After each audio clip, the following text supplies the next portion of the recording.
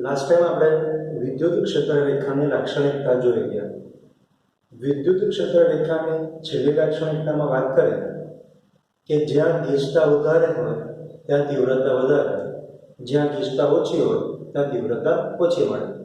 આનો મતલબ કે વિદ્યુત ક્ષેત્રમાં ક્ષેત્રને લંબરૂપે રાખેલા એકમ ક્ષેત્રફળમાંથી પસાર થતી બળરેખાની સંખ્યા એ विद्युत क्षेत्र की तीव्रता ख्याल आवे छे। तो ये जे राशि मळे छे ए राशि ने विद्युत फ्लक्स कहेवामां आवे छे। मित्रों समझी लो कि आ विद्युत क्षेत्र छे। आपणे जे वात करी प्रमाणे विद्युत क्षेत्रमां क्षेत्रने लंब रूपे मूकेला धरी લે કે સદિશ એ વિદ્યુત ક્ષેત્રમાં ક્ષેત્રને લંબ રૂપે મૂકેલા એકમ ક્ષેત્રફળમાંથી પસાર થતી બળરેખાની સંખ્યાને વિદ્યુત ફ્લક્સ કહેવામાં આવે છે। ઓકે, તો જેને અત્યાર સુધી આપણે એવું કીધું હતું કે સમજો કે આ વિદ્યુત ક્ષેત્ર છે, ક્ષેત્રને લંબ રૂપે आ एकम क्षेत्र है। विद्युत क्षेत्र ने लंब रूपे मूकेला एकम क्षेत्रफळमांथी पसार थती बळरेखानी संख्या ने विद्युत क्षेत्रनी तीव्रता कहेता हता। हवे ए संख्या परथी आपणे जे राशि मळी ए राशिने विद्युत फ्लक्स कहेवामां आवे छे। तो कही शकीए के एकम क्षेत्रफळ दीठ पसार थती क्षेत्र रेखाओ ने विद्युत क्षेत्र की तीव्रता एटले के ई छे। કેટલી રેખાઓ પસાર થાય ई तो एक क्षेत्रफळ मांथी पसार थती बळरेखानी संख्या કેટલી हशे? तो आ जे राशि मळी आ राशिने विद्युत फ्लक्स कहेवामां आवे छे, जेनो सिम्बोल छे phi is equal to E into A. आटली मळे। पण आ जे क्षेत्रफळ छे ते आवुं ना होय अने आ રીતનું હોય તો क्षेत्रफळ दर्शावतो सदिश ए विद्युत क्षेत्र साथे थीटा ખૂણે છે। तो આપણે વાત કરી છે કે विद्युत क्षेत्रमा क्षेत्रने लंब रूपे मूकेला एकम क्षेत्रफळमांथी पसार थती बळरेखानी संख्याने तीव्रता कहेवाय। એટલે આપણે જે સમતલ લેવાનું છે કેવું હોવું જોઈએ? વિદ્યુત ક્ષેત્રને લંબ રૂપે હોવું જોઈએ। તો અહીં ક્ષેત્રફળ વિદ્યુત ક્ષેત્રને લંબ રૂપે નથી, તો તેના બે ઘટકો ધ્યાનમાં લેતા। एक घटक અને આ બીજો ઘટક। આ જે ઘટક છે તે થશે a cos θ અને આ ઘટક થશે a sin θ। મિત્રો આપણને ખબર જ છે કે ક્ષેત્રફળ સદિશ રાશિ છે અને તે સપાટીને લંબરૂપે હોય છે। સમજો કે આ એક ક્ષેત્રફળ છે, તેનું ક્ષેત્રફળ સદિશ લંબરૂપે હશે। તો આની ઉલટી વાત કરીએ, જો આ ક્ષેત્રફળ સદિશ હોય तो आ सदिश माटेनो क्षेत्रफळ आ रीतनो ज होय। ओके, तो आ कॉन्सेप्ट આપણે અહીંયા લાગુ પાડીએ। જો આ a sin θ क्षेत्रफळ सदिश होय तो એનું સમતલ આવું મળે। તો આ સમતલ વિદ્યુત ક્ષેત્રને લંબ રૂપે નથી। પછી a cos θ દર્શાવતું જે સદિશ છે એનું ક્ષેત્રફળ આ રીતનું મળે। તો આ ક્ષેત્રફળ વિદ્યુત ક્ષેત્રને લંબ રૂપે છે। એટલે આ કન્ડિશનમાં આપણે ક્ષેત્રફળ કેટલું લઈશું? a cos θ। એટલે કે જો ક્ષેત્રફળ એ e સાથે θ ખૂણો બનાવે તો ફ્લક્સ કેટલો મળે? e a cos θ આટલો મળે। હવે આપણને ખબર જ છે કે E cos θ is equal to સદિશ E ડોટ સદિશ A આવું આપણે લખી શકીએ. ઓકે, તો જ્યારે પણ સમીકરણમાં cos કે sin આવે તો તેની સાથે ત્રણ કિસ્સાઓ આવી શકે છે. કિસ્સાઓ જો θ ઇઝ ઇક્વલ ટુ 0 હોય, θ ઇઝ ઇક્વલ ટુ 0 એટલે આ વિદ્યુત ક્ષેત્ર છે, તેમાં આ ક્ષેત્રફળ સદિશ છે, બંને વચ્ચેનો ખૂણો 0 છે, તો cos 0 ઇઝ ઇક્વલ ટુ 1 થાય, માટે ફ્લક્સ, આ ફ્લક્સને આપણે મહત્તમ ફ્લક્સ કહીશું. હવે θ ઇઝ ઇક્વલ ટુ 180 એટલે કે વિદ્યુત ક્ષેત્રમાં કોઈ સમતલ આ રીતનું છે, આનો ક્ષેત્રફળ સદિશ આ દિશામાં છે, આ વિદ્યુત ક્ષેત્ર છે, ખૂણો 180 બને છે, તો cos 180 ઇઝ ઇક્વલ ટુ -1 થાય, માટે flux phi is equal two -Ea થાય, અને ઋણ મહત્તમ અથવા તો લઘુત્તમ કહેવામાં આવે છે. ઓકે, ત્રીજો કિસ્સો, જો θ is equal to 1, θ is equal to 90 હોય, આ વિદ્યુત ક્ષેત્રમાં કોઈ ક્ષેત્રફળ સદિશ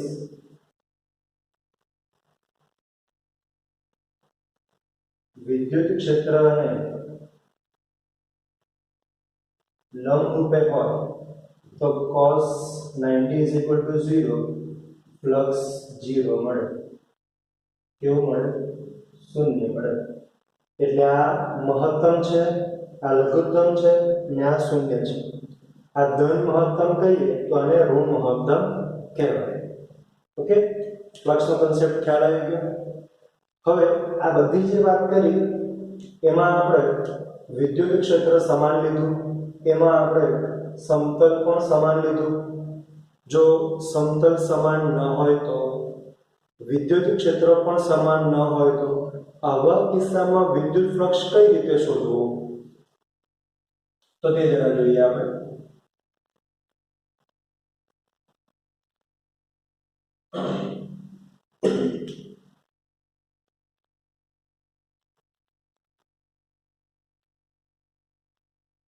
અસમાન વિદ્યુત ક્ષેત્રમાં વિદ્યુત ફ્લક્સ, તો સમજી લો કે આ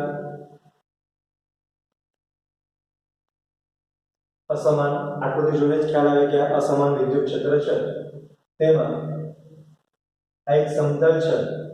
તો અસમાન વિદ્યુત ક્ષેત્રનો મતલબ જ એ થાય છે કે ક્ષેત્રમાંના દરેક બિંદુ પાસે ક્ષેત્રનું મૂલ્ય અને દિશા અલગ અલગ હોય છે.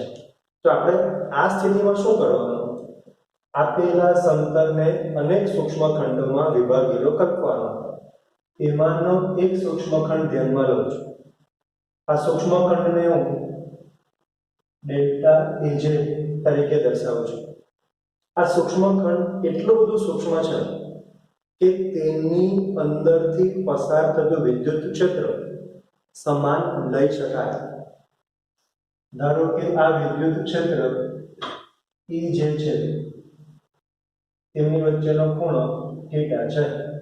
તો આ સમતલ જોડે સૂક્ષ્મ ખંડ સાથે સંકળાયેલું વિદ્યુત flux delta phi is equal two Ej dot delta Aj મળે. આ રીતે આની અંદરના બધા જ આના જેવા સૂક્ષ્મ ખંડોનો વિદ્યુત ફ્લક્સ શોધવાનો, બધા જ વિદ્યુત ફ્લક્સનો સરવાળો કરવાનો, તો આપણને તેની સાથેનો કુલ વિદ્યુત ફ્લક્સ મળી શકે છે. તો કુલ વિદ્યુત ફ્લક્સ phi બરાબર સમેશન ડેલ્ટા ફાઈ ની કિંમત મૂકીએ EJ ડોટ ડેલ્ટા AJ અહીં ડેલ્ટા AJ ટેન્ડ્સ ટુ 0 લેતા આપેલો સરવાળો સંકલનમાં પરિણમે માટે phi is equal to સંકલન E dot d. તો આની પરથી આપણે વિદ્યુત ફ્લક્સની વ્યાખ્યા આપી શકીએ કે કોઈ બિંદુ કોઈ પૃષ્ઠ સાથે સંકળાયેલું વિદ્યુત ફ્લક્સ એટલે કે તે પૃષ્ઠ પરનું વિદ્યુત ક્ષેત્રનું પૃષ્ઠ સંકલન. કોઈ બંધ પૃષ્ઠ સાથે સંકળાયેલું વિદ્યુત ફ્લક્સ કોઈ બંધ પૃષ્ઠ સાથે સંકળાયેલું વિદ્યુત ફ્લક્સ એ તે પૃષ્ઠ પરના વિદ્યુત ક્ષેત્રના પૃષ્ઠ સંકલન જેટલું હોય છે. તે પૃષ્ઠ પરના પૃષ્ઠ સંકલન જેટલું હોય છે. આ સંકલન છે પણ પૃષ્ઠ પર લઈએ છીએ એટલે આને આપણે પૃષ્ઠ સંકલન કહીશું. તો વિદ્યુત ફ્લક્સના આ સમીકરણ પરથી આ સમીકરણ આના જેવું છે પણ આમાં એ કુલ ક્ષેત્રફળ છે, E કુલ વિદ્યુત ક્ષેત્ર છે. અહીંયા સમમિત ના હોય તો આ સમીકરણ વાપરવું, સમમિત હોય તો આ સીધું સમીકરણ વાપરી શકાય. તો આની પરથી એનો એકમ વિદ્યુત ક્ષેત્રનો એકમ ન્યૂટન પર કુલમ, ક્ષેત્રફળનો એકમ મીટર સ્ક્વેર,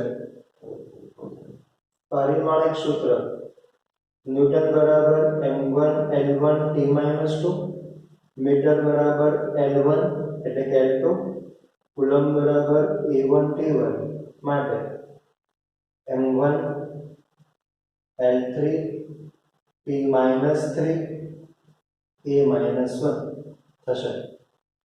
ઓકે. વિદ્યુત ક્ષેત્રનો બીજો એકમ પણ છે વોલ્ટ પર મીટર. તો વોલ્ટ પર મીટર અને એનો એકમ મીટર સ્ક્વેર, તો તેના પરથી વોલ્ટ ઇન્ટુ મીટર પણ લખી શકીએ છીએ. ઓકે. તો આ વાત થઈ વિદ્યુત ફ્લક્સની. હવે આપણે ખૂબ જ ઉપયોગી એવો ગાઉસનો નિયમ મેળવ્યો છે. તો તે માટે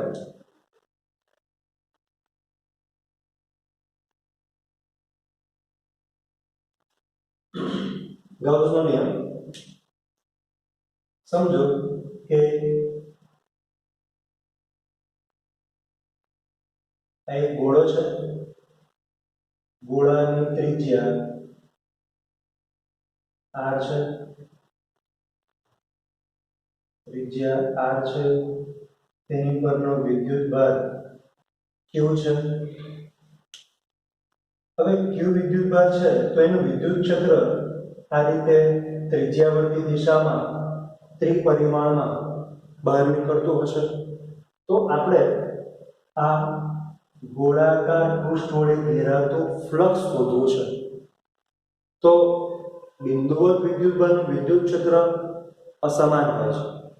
અસમાન વિદ્યુત ક્ષેત્ર હોય તો આપણે અલગ અલગ સૂક્ષ્મખંડ માટે શોધવું પડે અને પછીનો સરવાળો અને પછી તેનું સંકલન, એટલે કે આ સમીકરણ વાપરવું પડે. તો તે માટે આપણે આ અંતરે એક નાનો અમથો સૂક્ષ્મખંડ ધ્યાનમાં લઈએ. આ સૂક્ષ્મખંડ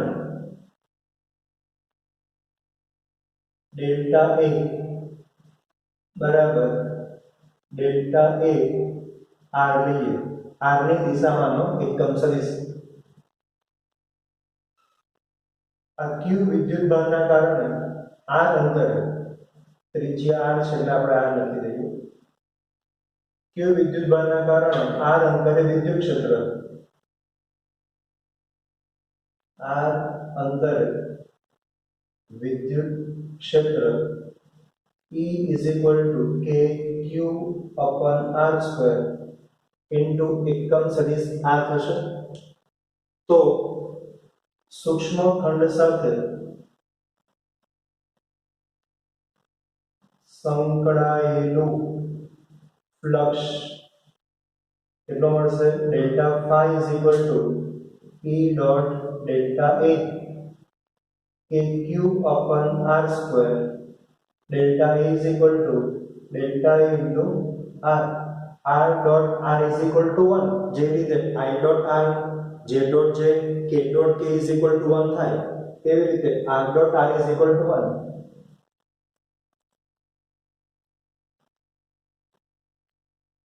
હવે delta A tends to 0 હોય તો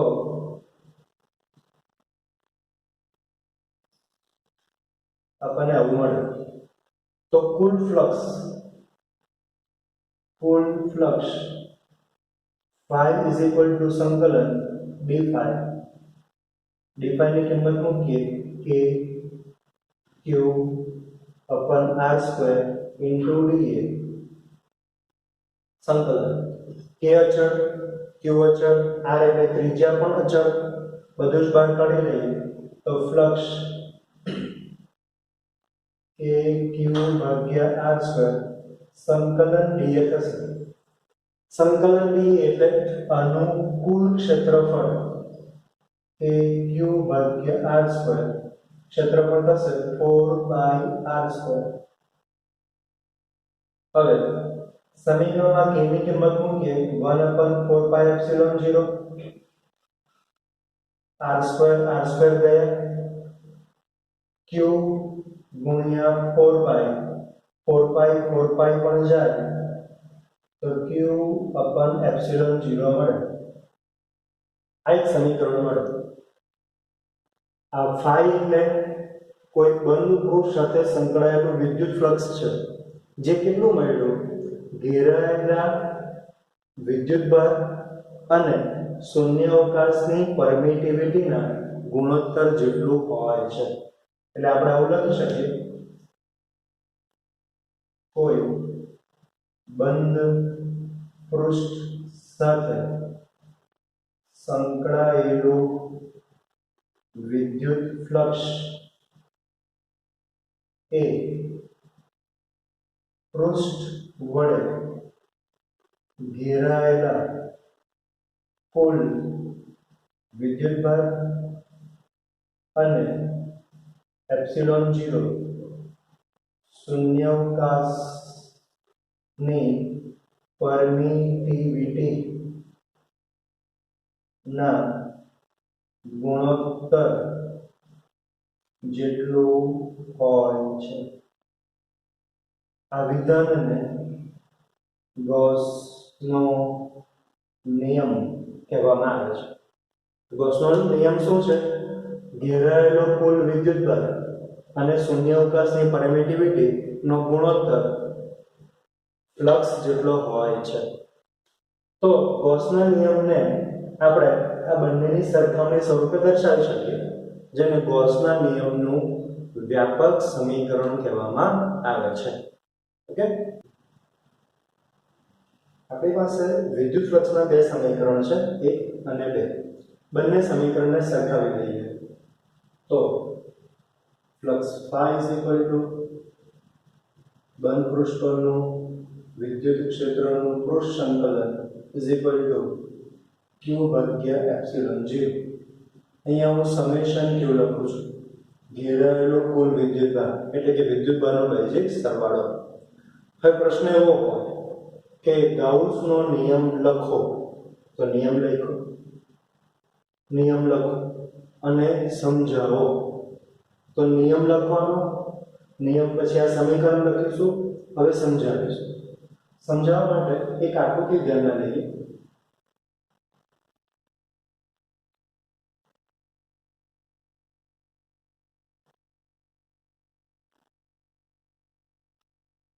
આ સમીકરણમાં જે જમણી બાજુએ પદ છે એ પદ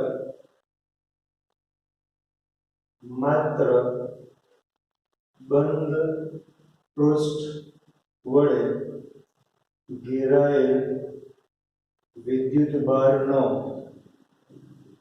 બૈજિક સરવાળો દર્શાવે છે. અહીં આપણા ઉદાહરણમાં Q1 + Q2 + Q3 થાય. આ સરવાળો શૂન્ય પણ હોઈ શકે. જો વિદ્યુતભાર શૂન્ય હોય તો ફ્લક્સ શૂન્ય થાય. એટલે કે બંધ પૃષ્ઠ વડે ઘેરાયેલો કુલ વિદ્યુતભાર શૂન્ય હોય તો ફ્લક્સ શૂન્ય થાય. ઓકે, ત્યાર પછી આ જે સપાટી છે, મેં આવી સપાટી દોરી. કોઈ વળી ગોળ દોરે, કોઈ ચોરસ દોરે, કોઈ ત્રિકોણ દોરે, પણ વિદ્યુતભાર તો આટલો જ ઘેરાવાનો. બરાબર છે? એટલે કોઈ પણ સપાટી માટે ગાઉસનો નિયમ સાચો છે. પણ આ સપાટી કેવી હોવી જોઈએ? બંધ સપાટી હોવી જોઈએ.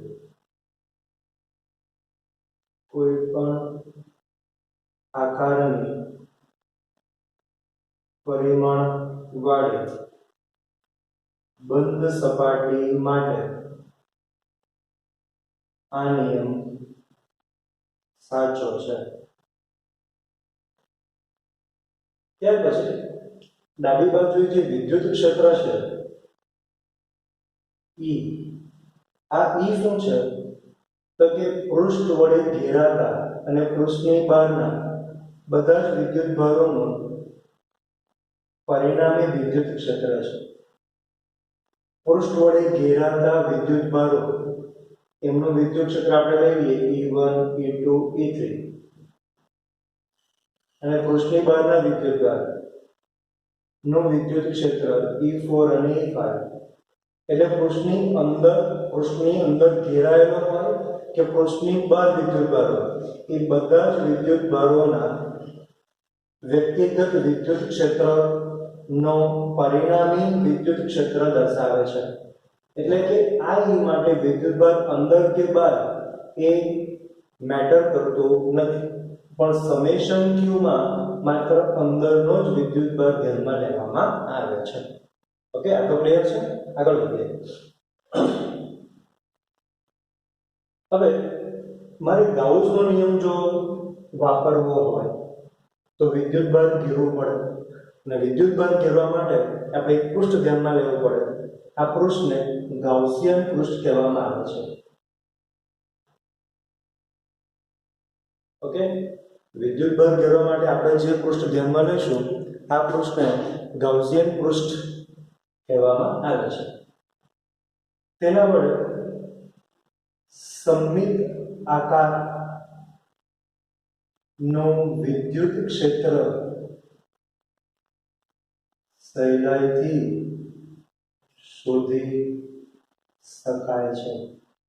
એમ તો કોઈ પણ આકાર, કોઈ પણ પરિમાણ માટે આપણે ગાઉસનો નિયમ વાપરી શકીએ છીએ, પણ સમમિત આકાર જો હોય તો તેમાં ગાઉસનો નિયમ વાપરીને વિદ્યુત ક્ષેત્ર ખૂબ જ સહેલાઈથી શોધી શકાય છે. આપણે ગાઉસના નિયમમાં આ સમીકરણ મેળવ્યું. આ સમીકરણ પરથી આપણે આગળ વધીએ છીએ. phi is equal to q ભાગ્યા epsilon 0. phi is equal to સંકલન E ડોટ dA. વિદ્યુત ક્ષેત્ર અને ક્ષેત્રફળ સદિશ બંને એક જ દિશામાં છે. θ is equal to 0 થાય. બરાબર છે. સંકલન dA is equal to 4 pi r² લખો. આ સામે લઈ જઈએ તો E is equal to 1/4 pi r² q upon epsilon 0 મળે. E is equal to 1/4 pi epsilon 0 q upon r², એટલે કે E is equal to k q upon r² મળે. E is equal to F upon Q. F is equal to K Q dash upon R square. જે કુલમ્બનો નિયમ છે, કુલમ્બનો નિયમ છે. એટલે ગાઉસના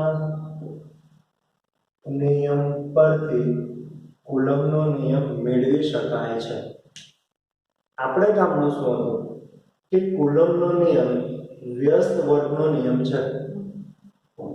તો કુલમ્બનો નિયમ જો ગાઉસના નિયમ પરથી મેળવી શકાતો હોય તો ગાઉસનો નિયમ પણ વ્યસ્ત વર્ગનો નિયમ છે. ઓકે, હવે ગાઉસના નિયમની ઉપયોગિતા આપણે આ ચેપ્ટરમાં તાર, સમતલ, કવચ, ગોળાનું વિદ્યુત ક્ષેત્ર ગાઉસના નિયમનો ઉપયોગ કરીને શોધવાના છે. તો આ તેનો ઉપયોગ છે. ઓકે, તો અહીંયા ગાઉસનો નિયમ પૂરો થાય છે. આ દરેક માટે એક એક થિયરી છે જે આપણે નેક્સ્ટ ટાઈમ જોઈશું. આપણા સિલેબસમાં તાર, સમતલ અને કવચ છે, ગોળો નથી. પણ ગોળો આપણે એક ઉદાહરણની અંદર ભણી લઈશું. ઓકે.